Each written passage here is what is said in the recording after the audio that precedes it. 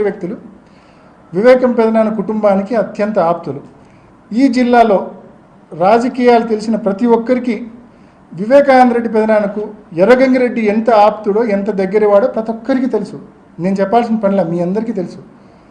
And తర్వాత ఈ Sunil Yadav and Umashankar and Dastagiri ఈ నలుగురు ఆయన చనిపోకముందు 2 సంవత్సరాలు ఆయనతో కలిసి బెంగళూరుకు చెన్నైకి ప్రయాణం చేసేవాళ్ళని, ఆయనతో పాటు కలిసి భోజనం కూడా చేసేవాళ్ళని, టేబుల్ మీద డైనింగ్ టేబుల్ మీద అంత చనువు ఆయనతో ఉందని చెప్పి నేను చెప్పేది కాదన్నా, ఇది స్వయంగా వాళ్ళ ఇంట్లో పనిచేసే సర్వెంట్ ఇచ్చిన వాంగ్మూలం.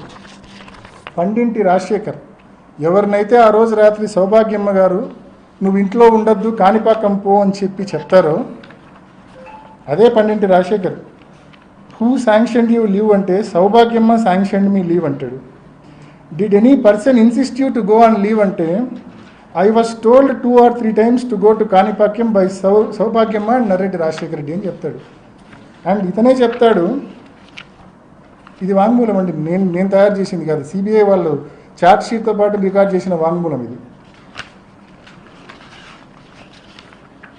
దీంట్లో స్పష్టంగా అతని వాంగ్మూలంలో పాపం కొన్ని ఎంత ఘోరంగా ఉంటాయంటే చెప్తాను.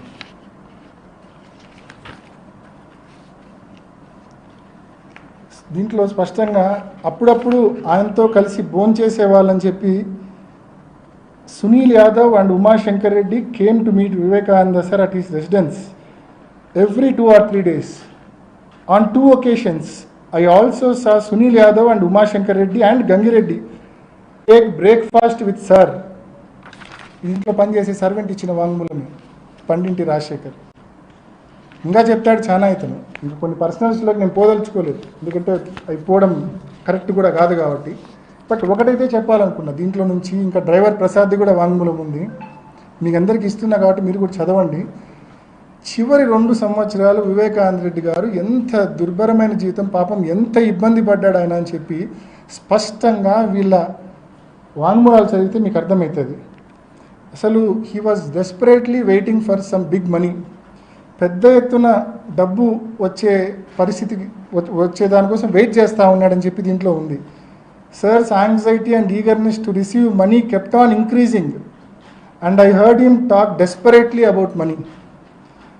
He is consuming excessive alcohol and cigarettes and also lies down on the stairs. Sometimes I carried Vivekananda sir inside his house. ఎక్సెస్గా మందు ఎక్కువ తాగి ఇంటి బయట స్టెప్స్ మీద ఆయన పడిపోతే తాను ఎత్తుకొని పోయి బెడ్రూమ్లో పండబెట్టేవాడిని అని చెప్పి స్వయంగా ఇంట్లో పనిచేసే సర్వెంట్ చెప్తా ఉన్నాడు. అంటే మీ తండ్రిని చివరి రోజుల్లో నిరాదరణకు గురి చేసి ఎందుకు నిరాదరణకు గురి చేశారు? ఎందుకు ఈ రకంగా ఆదరణ లేకుండా నిరాదరణకు గురి చేశారు? కేవలం వివేకానంద రెడ్డి సార్ ఆ డబ్బు డైమండ్స్ రూపంలోనో బెంగళూరు స్థలం రూపంలోనో ఆ డబ్బు వస్తే ఆ డబ్బులో సింహభాగము వీళ్ళకు సెకండ్ ఫ్యామిలీకి షమీం గారికి వాళ్ళ పిల్లాడికి ఇవ్వాలని చెప్పి ఆయన భావించాడు కాబట్టి పూర్తిగా వదిలేశారు. ఆయన చెక్ పవర్ రద్దు చేశారు. ఆయన ఏ ఆస్తి అమ్మే పరిస్థితి లేదు, వ్యాపారాల నుంచి డబ్బు డ్రా చేసే పరిస్థితి లేదు. ఏ ఆస్తి అమ్మాలన్నా కూడా వీళ్ళ నాలెడ్జ్లో లేకుండా అమ్మలేడు. Joint check power, joint registration చేయాలి. సో ఈ మాదిరి ఆయన్ను పూర్తిగా బిగించాడు.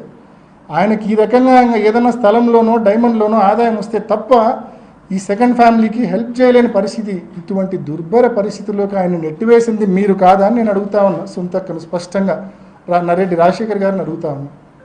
మరి ఈ రకంగా ఆయన డెస్పరేషన్లోకి గురి చేసి ఎక్కువ ఎక్సెసివ్ ఆల్కహాల్ కన్జ్యూమ్ చేసి సిగరెట్లు తాగి స్టైల్స్ మీద బయట పడిపోయే పరిస్థితి, ఇంట్లో పనిచేసే వాళ్ళు ఎత్తుకొని పోయి బెడ్రూమ్లో పండబెట్టే పరిస్థితికి మీరు తీసుకొచ్చారంటే, మీ ఓన్ వాంగ్మూలాల్లో కనిపిస్తూ ఉన్నాయంటే, ఏ రకంగా మీ తండ్రిని చివరి రోజుల్లో సంవత్సరాల్లో మీరు ఏ రకంగా 2-3 సంవత్సరాల్లో మీరు ఏ రకంగా నెగ్లెక్ట్ చేశారనేది ఇంతకంటే స్పష్టంగా ఇంకా ఏ రకంగా మనం చెప్పగలమనేది ఒకసారి ఆలోచన చేయమని కోరుతా ఉన్నా.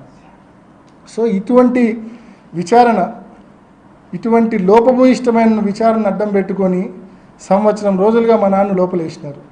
దాదాపు 3 ఏళ్ళుగా 2.5 సంవత్సరాలుగా మరి శంకరన్న లోపలుండి ఈ మధ్య బెయిల్ మీద వచ్చారు.